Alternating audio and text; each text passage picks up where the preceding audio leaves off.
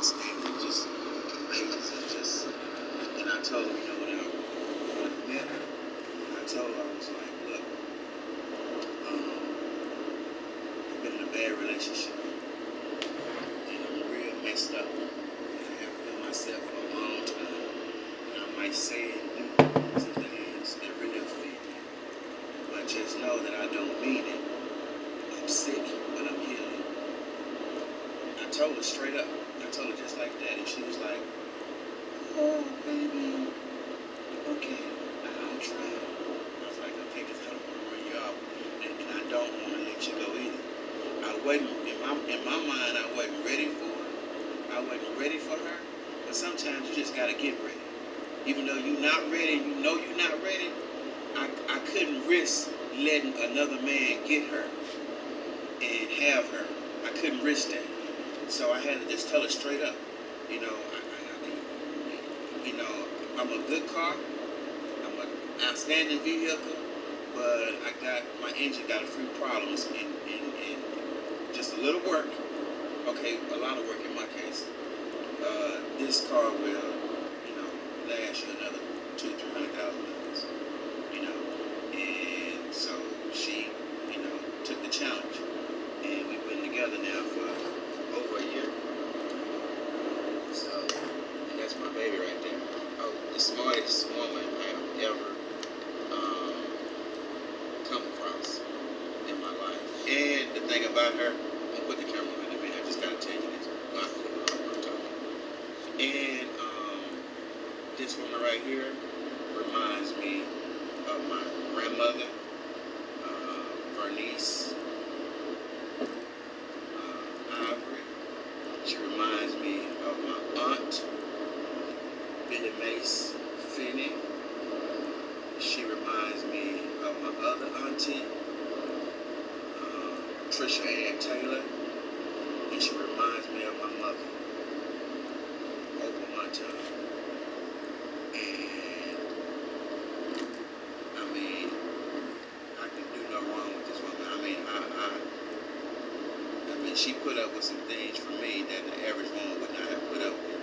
But she said she did it because I did give her 401, and I did tell her, and that she know I didn't mean that I was, that this engine had a few problems. And the Lord is this truth, because she was about to hit the door a few times. And the Lord told her, that's another thing too. This one right here is so spiritual. I have never met a woman so spiritual in my life. And the women, December, we get married, and we're gonna go. The sun is bright, and we're gonna go.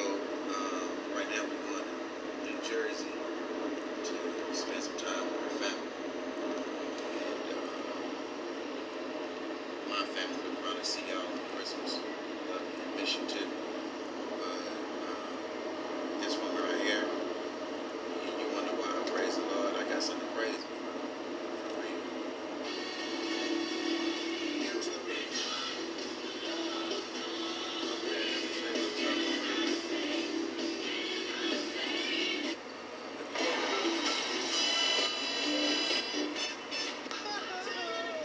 Something like that, just soul stirring.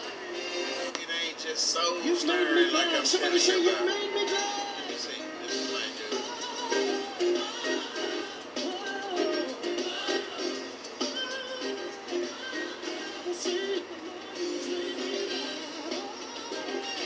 Somebody, this is what it's all about. We're going to another level. Like when tell somebody else, this is what it's all about. When that boy Kirk Franklin had them people on there crying. Like something like that. Just soul stirring.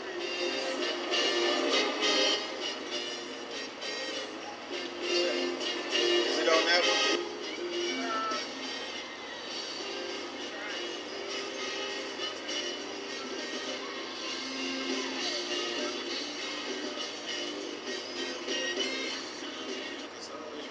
It's fun music, it's cool. I ain't got nobody here to sing with. I probably wouldn't even be here. Yeah. I was suicidal before I met you. I was lonely and isolated. I mean, I was on the verge of suicide. Didn't nobody even know it, y'all. Look, didn't nobody even know it. I was on the verge of suicide. Didn't even want to be here no more. I feel like everybody had just abandoned me, had just threw me away, gave up on me. I was in bad shape. Never thought about killing myself in my life. I always been a happy-go-lucky guy. I always been full of life and joy. I always been a money maker and just go after what I want. I just lost my drive. On the inside, I became so ugly. I became so dysfunctional. So I didn't like what I had became, that I couldn't change. And I remember times just crying out to God. Crying out to the Lord to help me, to change me. I was tired of being a skirt chaser. I was tired of being a criminal. I was tired of not being what I know God put me on this earth for. I was tired. And I couldn't do nothing. I went to church, but the church couldn't help me for some reason. To this day, I can't explain it, but I couldn't find it at church. I remember I used to go talk to my auntie, Sister Finney, and I used to tell her I'm mean and violent